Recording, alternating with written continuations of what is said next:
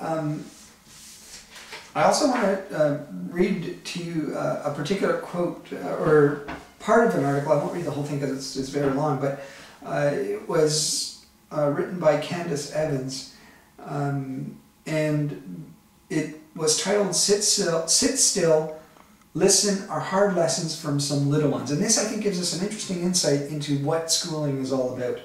So, teachers are sending more students to the principal's office because of increased less than desirable behavior in the classroom. Disciplinary office referrals continue rising in area elementary schools, and teachers are noticing a change in their students starting, get this, at the kindergarten level. So I'm just going to skip a bit and move on a bit more. And here's Sonora. He's very smart and his mother is very supportive, she said. He gets in trouble for talking, or he'll do something like, I'll ask, why did you do that? He'll say, I don't know.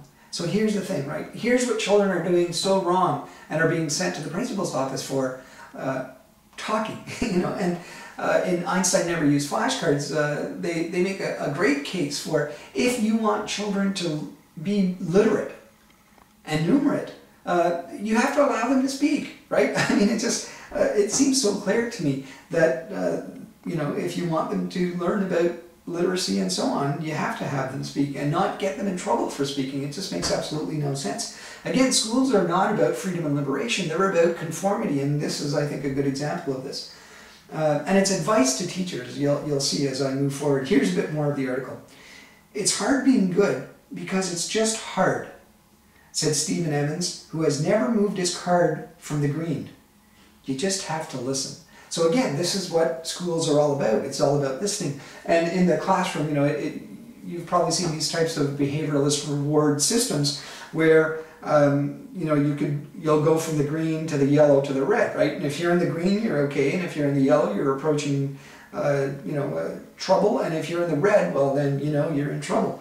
And so using this type of classroom management strategy, which is a manipulative way of getting people to conform to the needs that you want them and expect of them, is what a lot of this is about as well. Let me just read a bit more. When Lawson students misbehave, they go to the sad room. I tell them, you're missing out on all the fun, and that makes me very sad you're not with us, Lawson said. And I'm just going to skip a bit and move down. Schools are always a reflection of what is happening in society. Gramscick said, children are coming from homes that are structured very different from the school environment. And I think this is a powerful thing as well, right? Sometimes the home and the school are in conflict with what behaviors are acceptable and not acceptable. So here I'm going to move a bit forward. So teach your child how to come to school with the set of skills. Now here, I'm going to pause for a second and just share with you, these are the types of skills that the schools value. And so this is advice that they're giving to parents and so on.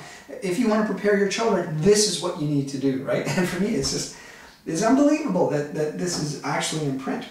And the article was written in 2008, I think. So I'll see if I can get the date later on. But so teach your child how to come to school with a set of skills to, and this is what they value, right? Sit, listen, and react. Now, is this what you want from your young people? She said, teach your child respect, to listen and follow directions, and we'll do the rest, right? So this is, they're telling you outright, right? I mean, this is what they want. They want you to teach your child. Now, these terms are not value neutral, right? I mean, when people say respect, different people mean different things, by the term respect, right? But so to say that, well, yes, of course, children need to be respectful. Yes, but what does that mean to be respectful, right? Does it mean to be obedient and so on, right? And from this quote that I just read you, it seems like that's the direction that they're going in. Now, let me just read you this part here, and it might be a bit difficult to pick up what the nuances are because I'm reading it to you and it's kind of confusing even to read, but I'll share with you, I'll flesh it out a bit in a second. In 2006-2007, children who were enrolled in pre-kindergarten programs, 70%, child care centers, 71%, and non-public nursery schools, 83% a year prior to kindergarten, exhibited higher school readiness levels than those who were at home and in informal care, 55%, or were in family child care, 65% the year prior to school. Now again, think about this, right? I mean, is this good? I mean, I think it's sad, right? That children are better off at home where they feel free, and these preschoolers, they're trying to break them at younger and younger ages. So of course that children who go to preschool and nursery school may be better predisposed to sit, like they said above, right? To come to school with a set of skills to sit, listen, and react, right? So, but is this what we want from young people of such young ages? And again, it's creeping down younger and younger, where we're introducing curriculum to young people to teach them to be obedient in these types of ways. So what happened to, free-spiritedness and freedom and so on and so forth? Let me just skip a bit more. These are kids that come to us in September who have never been in a structural situation. Now, is that a bad thing? She said, for some children, they're sitting still for the first time. Now again, this is this what we want from our young people? Do we want our young people to sit still? That's the question we have to ask ourselves. Let me just move forward a bit more. These kids are a different breed, she said, laughing. It's mostly being, here's the things that they do that's so reprehensible, right? It's mostly being disruptive. Whistling, right? I mean, if a young person that age can whistle, I think they deserve an award, not a, punishment, but whistling, talking, and not wanting to pay attention. So here's what they're doing that's so reprehensible, right? It's mostly being disruptive, like whistling, talking, and not wanting to pay attention. They have a hard time with keeping hands to yourself, right? I mean, this is what schools are all about. One year, listen to this, one year I had a little boy who wanted to kiss everybody. I mean, isn't this awful? We're trying to teach young people about compassion, or the young person is being compassionate towards people. We can't have that happening. So Ruby Brown, Pinehurst Elementary Vice Principal, is usually given the task to reprimand these children for bad language, disrespect, and insubordination, right? It sounds very military. Despite the need for more desk space, Cordy was one of the only kindergarten teachers to keep a kitchen playset in her classroom, right? And here again, right, the environment that we place children in contexts that are so tight. I mean, they're saying, this is what it is. I mean, they need more room. And so another big problem is that a lot of the studies that are done with children or about children are done in artificial contexts, right? So they're done, let's say, in schools.